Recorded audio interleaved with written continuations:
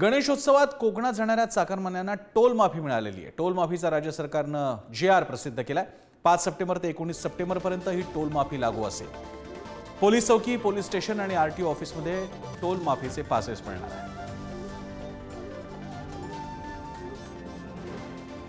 पद्मेश पवार आपले प्रतिनिधी आपल्याला अधिक माहिती देत आहेत। काय नेमका हा निर्णय आहे आणि हे पासेस मिळण्याच्या बाबतीत काय काय व्यवस्था असेल?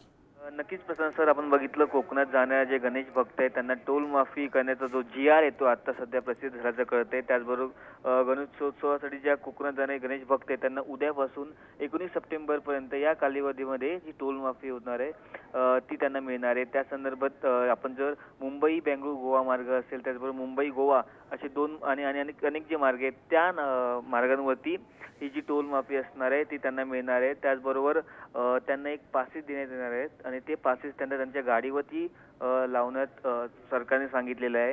त्याचबरोबर हे जे पासेस आहेत ते RTO ऑफिस, वाहतूक पोलीस कार्यालय असे अनेक ठिकाणी ते पासेस मिळणार आहेत। त्या पासेस लावून ते जे चाकरमाने आहेत ते गोव्यात जातील आणि हे जे सगळे जे टोल माफी आहेत ते त्यांचा ते लाभ घेऊ शकतील।